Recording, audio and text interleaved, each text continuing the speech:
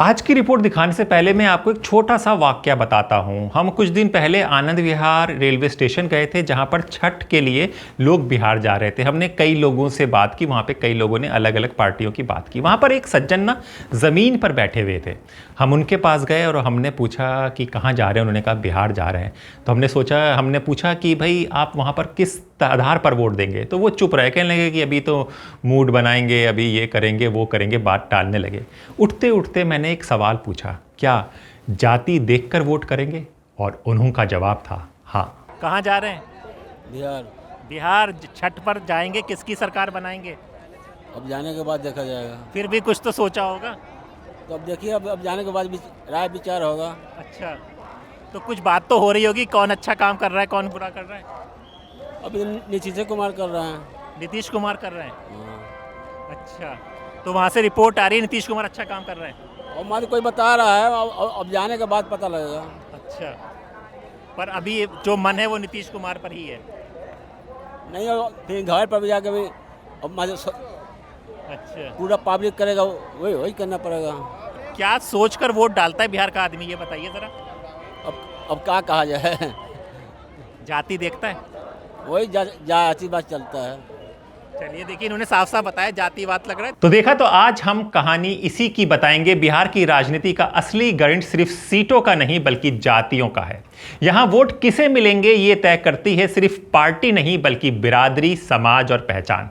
ना हम बात करने वाले हैं उस बिहार की जहां जाति सिर्फ समाज का ढांचा नहीं बल्कि राजनीति की धड़कन है। राज्य की ताजा जाति गणना बताती है।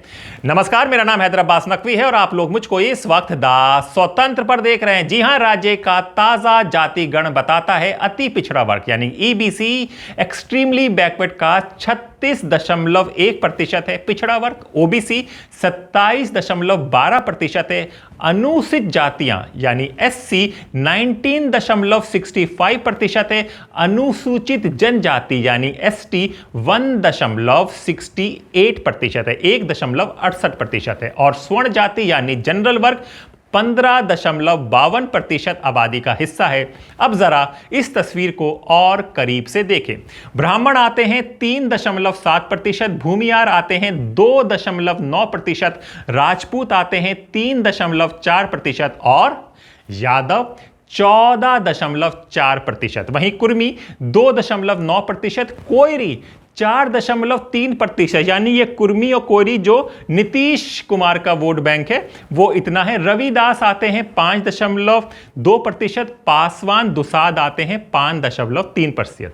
वहीं मुसहर आते हैं 3.08% और अन्य दलित 6.07%। ये अन्य दलित वो हैं जिनका अगर आपने हमारा इंटरव्यू देखा होगा अशोक भारती का, जिनकी वो बात करते थे, वो आते हैं 6.07% और मुसलमान लगभग 17.7%। जी, यानी बिहार में कोई एक जाति नहीं जो राजनीति का खेल अकेले खेल सके। यहां हर दल को जीत का रास्ता जातिगत जोड़ तोड़ से होकर ही गुजरता है। 2005 से अब तक यही जातिगत समीकरण बिहार की सत्ता का रास्ता तय करते आए हैं। कौन सी जाति एनडीए के साथ है, कौन सा महागठबंधन के साथ, ये भी समझिए। और 2025 के चुनाव में कौन सी जाति बनेगी किंग मेकर, इसको भी जानेंगे। तो आज की कहानी यही खोलेगा, डेटा के साथ, इतिहास के साथ और राजनीति की गहराई के साथ आज हम आपको समझाने आए हैं। जी हां, शुरू करते हैं। बिहार में राजनीति जितनी विकास विरोधी मुद्दों पर है उतनी ही महत्वपूर्ण रही है जाति। जैसे कि एक लेख में कहा गया, बिहार विधानसभा चुनाव राज्य की राजनीति में जाति सबसे आगे। और 2005 से बिहार में किस गठबंधन ने किस जाति समूह को अपनी ताकत बनाया, 2025 के चुनाव की पृष्ठभूमि में कौन सी जाति किसके पास है, आगे के दावेदार कौन सी जाति समूह हो सकते हैं। जी हां, बिहार का जातिगत धरातल 2022 की जाति आधारित गणना के अनुसार समझिए, ईबीसी यानी कि अति पिछड़ा वर्ग 36.1%, ओबीसी 27.12%, अनुसूचित जाति लगभग 19.65% तथा सामान्य अपर कास्ट लगभग 15.52%। कुछ उपजातियों में यादव को ओबीसी में प्रमुख माना गया है, जो तकरीबन 14% हैं, जिसका राजनीतिक प्रभाव काफी रहा है, ये आप सब जानते हैं। यह दर्शाता है कि बहुसंख्यक रूप में पिछड़ा ओबीसी प्लस ईबीसी और दलितों की आबादी यानी राजनीति चाल इनका ध्यान खींचती रही है। 2005 से 2015 के दौर की बात करें, जाति सियासत का स्वरूप को समझे। 1990 से 2000 के दशक में लालू प्रसाद यादव और उनकी राष्ट्रीय जनता दल आरजेडी की राजनीति ने मंडल गणित को आगे बढ़ाया, पिछड़ों एवं मुसलमानों को मुखिया बनाकर। दूसरी ओर नीतीश कुमार ने जनता दल यूनाइटेड जेडीयू के माध्यम से कुर्मी कोरी यानी लव कुश गठजोड़ को अपना आधार बनाया। इस दौरान NDA Bharatiya Janata party plus JDU और महागठबंधन के बीच सत्ता दांव चलता रहा। जैसे कि लव कुश समीकरण, कुर्मी प्लस कोयरी जातियों का एक साझा राजनीतिक खांचा बनाया गया। यादव मुस्लिम एमवाई समीकरण, यादव मुसलमानों को महागठबंधन की कोर वोट बैंक माना गया। इसी चरण में कुल मिलाकर पिछड़े एवं ईबीसी दलितों की राजनीतिक प्रमुख थी, लेकिन हर समुदाय अपनी राजनीति चला रहा था। अब बात आती है 2015 और 2020। बदलते समीकरण, 2015 में जेडीयू आरजेडी कांग्रेस ने महागठबंधन बनाया। फिर 2017 में जेडीयू वापस एनडीए में आ गया। इस तरह गठबंधन बदलने से जातिगत समीकरण भी घूमे। इस समय तक और पिछड़ा नॉन यादव ओबीसी ईबीसी का दायरा राजनीति से बढ़ने लगा, यानी सिर्फ यादव मुसलमान का गठजोड़ ही नहीं।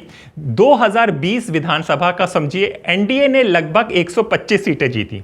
2025 के चुनाव में जातिगत दांव पेच, 2025 में जातिगत जनगणना और सर्वेक्षण से यह संकेत दिए गए हैं कि दोनों गठबंधन अपनी कोर वोट बैंक को मजबूत करने जा रहे हैं। उदाहरण के तौर पर एक एक्सपर्ट बताते हैं कि यादवों में महागठबंधन का अनुपालन बहुत मजबूत है। लगभग 80% से अधिक यादव जेडीयू के साथ हैं, जबकि ऊपरी जातियों में एनडीए का झुकाव रहा है। विशेष रूप से एनडीए ने अपने उम्मीदवार में ईबीसी, ओबीसी, एससी को अधिक उतारने की रणनीति अपनाई है। वही टिकट वितरण में देखा गया है कि यादव और मुस्लिम वोट बैंक की ओर से महागठबंधन ने ध्यान दिया है।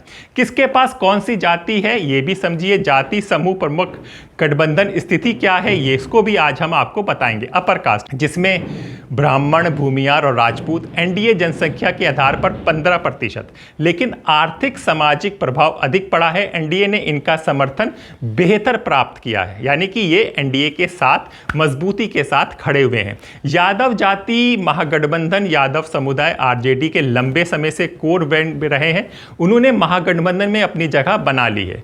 कुर्मी कोयरी लव कुश गठजोड़ एनडीए विशेष रूप से जेडीयू के साथ जुड़ा हुआ है। कुर्मी कोयरी को नीतीश कुमार जेडीयू के माध्यम से पेश करते रहे हैं। लव कुश समीकरण उनका राजनीतिक आधार है और अभी भी है। ईबीसी को भी समझिए, अति पिछड़ा वर्ग, एनडीए जैविक समर्थन विभाजन, ईबीसी आबादी लगभग 36% है। इसके अंदर एकीकरण कम है। एनडीए में इनमें सियासी दांव लगाए हुआ है। अब मुस्लिम महागठबंधन यानी एनडीए में जो ईबीसी है, एनडीए ने उसको पकड़ने की कोशिश की हुई है। मुसलमान महागठबंधन पर कमजोर होते जाने की संभावना लग रही है। मुस्लिम वोट बैंक महागठबंधन का सहारा रहा है, लेकिन हाल के संकेत में उनका निष्क्रिय होना दिख रहा है, यानी कि मुसलमान थोड़े थोड़े महागठबंधन से कट रहे हैं, जिसका कारण आप समझ सकते हैं कि ओवैसी भी हैं और जेडीयू ने भी 4 टिकट दिए हैं और एक एलजेपी ने भी दिया है। तो मुसलमान का जो 17% है वो बट रहा है। जेडीयू मतलब कि एक साथ महागठबंधन के साथ नहीं आता दिखाई दे रहा है। यही महागठबंधन का गणित बिगाड़ रहा है। जी हां, आज हम बात करेंगे बिहार की राजनीति की एक दिलचस्प कहानी की, जातियों की, गठबंधन की ओर से उस गणित की जो वोट के बॉक्स तक जाती है। जी हां, जैसे आंकड़ों से पता चलता है, ईबीसी 36% है, ओबीसी 27% है, एससी 19.7% है और सामान्य अपर कास्ट 15.5% है। तो अब आबादी इस तरह है, तब राजनीति किस तरह किन स्तरों पर असर करती है, आइए देखते हैं। जी हां, 2005 और 2015 का दौर, इस दौरान यादव मुस्लिम गठजोड़ ने जोर पकड़ा। लालू यादव की आरजेडी ने यादव समुदाय को अपना आधार बनाया। वहीं नीतीश कुमार ने कुर्मी कोयरी को संगठन में खड़ा किया और उन्होंने लव कुश शब्द में अपनी पहचान बनाई। उदाहरण, लव कुश समीकरण के वर्णन अनुसार कुर्मी कोयरी को एक साझा आधार माना गया है। 2015 में महागठबंधन बना, 2017 में जेडीयू वापस एनडीए में आया। इस तरह जातिगत समीकरण फिर बदलने लगे और राजनीति में सिर्फ यादव मुसलमान नहीं बल्कि अन्य पिछड़े जैसे ईबीसी, एससी को भी चुनने की कोशिश हुई। अब 2025 के चुनाव में दोनों गठबंधनों ने अपने कोर वोट बैंक को फिर से पक्का करने की तैयारी शुरू कर दी है। एनडीए ने ईबीसी, ओबीसी, एससी उम्मीदवारों को ज्यादा उतारने की रणनीति अपनाई है। महागठबंधन ने अपने यादव मुसलमान वोट बैंक को सक्रिय रखने का दांव रखेला है, लेकिन संकेत है उन्हें चुनौती मिल रही है। वहीं पे ब्राह्मण, भूमियार, राजपूत जैसे पारंपरिक ऊपरी जाति आज भी एनडीए के साथ है। यादव जाति महागठबंधन का मजबूत आधार है। कुर्मी कोरी का झुकाव जेडीयू एनडीए की ओर है। ईबीसी में राजनीति अभी खुली हुई है, लेकिन यहां एनडीए को बढ़त मिलती दिख रही है। मुसलमान वोट बैंक अब महागठबंधन में है, लेकिन अन्य पिछड़ों की तरह संगठित नहीं है। यही एक सबसे बड़ा चेंज ओवर होगा। निष्कर्ष यही है कि आगे का अनुमान समझ लीजिए तो निष्कर्ष यह है, बिहार में राजनीतिक जीत अब जाति गणित होने लगी है।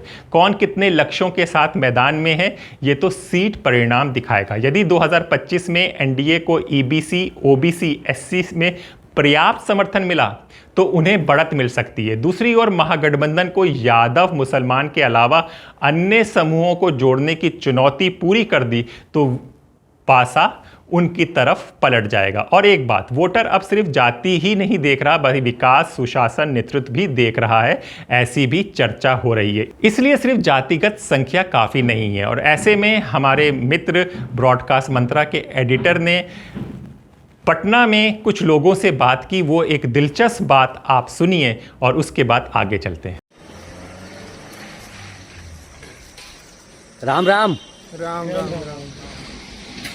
चलिए बताइए। हाँ, अभी तो सुबह सुबह का समय है तो मॉर्निंग वॉक के लिए मैंने कहा देखा जाए बिहार को कैसा है बिहार, क्योंकि जब पत्रकारिता में आया था तो मैं देखता था कि बिहारी जो हमारे पत्रकार साथी थे यार इतने मेहनती होते हैं, इतना अच्छा लिखते हैं। बिहार की ऐसी कौन सी मिट्टी है, कैसा सोचते हैं वो? आपसे ही बात कर लें तो अभी चुनाव है तो बिहारी क्या सोचते हैं ये फिर आज प्रश्न आ गया है। क्या कहेंगे आप? देखिए, सबसे बड़ी बात है चुनाव का माहौल है। दूसरी बात है हम लोग राजनीति से नहीं हैं, कृषक परिवार से और कृषक हैं, लेकिन जमुई विधानसभा में श्रेयसी सिंह एक नंबर में है और यहाँ के लोगों के लिए बहुत अच्छा काम की है और कर रही है। इसलिए इसके टक्कर में कोई कहीं नहीं है। झंडा जितना भी आप देख लीजिए, नारा जितना भी देख लीजिए, लेकिन एक नारा है श्रेयसी सिंह इस बार। सबसे बड़ी बात यही है कि श्रेयसी सिंह का सिवा कुछ नहीं है। आपको कैसे लगता है, आप बिहार को कैसे देखते हैं? बहुत अच्छे यहाँ के मजदूर लोग हैं। हम लोग तो मजदूर हैं, मजदूरी करते हैं, मकान का ठेकेदारी करते हैं हल्का फुल्का, और सब ठीक है। श्रेयसी सिंह अपने ढंग से अपने परिवार के लिए जैसा सबको मानते हैं। अच्छा, मुझे एक बात बताइए, एक सुशासन, एक जंगल राज, इतने शब्द हो गए हैं कि हर दिन एक दूसरी बात कहता है, दूसरा राजनीतिक दल दूसरी बात कहता है। आपके मन की बात क्या है? अरे अभी तो माहौल ठीक है पर्सनल, लेकिन नेता लोग का तो कहना और अपने आप में एक दूसरे का कुछ से कुछ कहना वो तो अलग चीज़ है, लेकिन हम लोग के लिए तो प्रशासन जो अभी है वो अच्छा है। चलिए, और राम राम, क्या नाम हुआ आपका? जी अशोक राम। हम कुछ बोलना नहीं जानते सर। अच्छा, चलिए, मौन की भी अपनी एक भाषा है। अगर ये नेता सीख जाएं तो वो तो अच्छी बात है। राम राम। क्या नाम हुआ आपका? संतोष सिंह। संतोष जी, कैसे कब से रह रहे हैं आप जमुई में, क्या कैसे देखते हैं आप?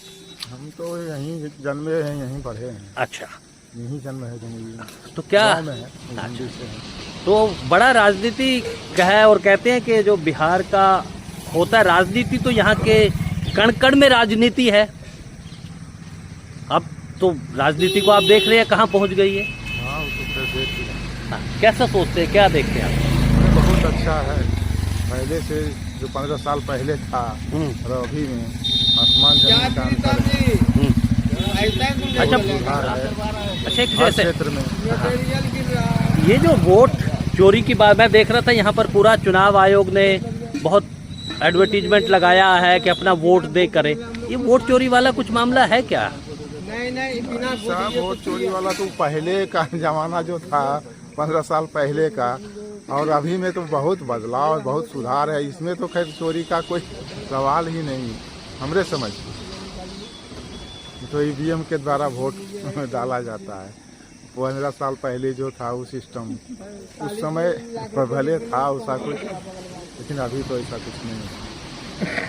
चलिए, बहुत अच्छा लगा। आपको लगता है कि जो बिहार की जो तस्वीर है वो बदल भी रही है और सुबह भोर का समय है, एक अच्छी उम्मीद जो है वो लेकर जा रहा हूँ। आप लोगों का दिन शुभ हो, मंगलमय हो। राम राम। अगर आपको ये वीडियो पसंद आया तो लाइक और शेयर करें, कमेंट में बताएं कि आपकी नज़र में बिहार अगला राजनीतिक समीकरण क्या होगा। जी हाँ, देखते रहिए स्वतंत्र, और इसी तरह की बिहार की चुनाव की खबरें आपको मिलती रहेंगी। तो अपने दोस्त हैदराबाद नकवी को इजाज़त दीजिए, फिर होगी मुलाकात ऐसी किसी खबर के साथ। तब तक के लिए नमस्कार।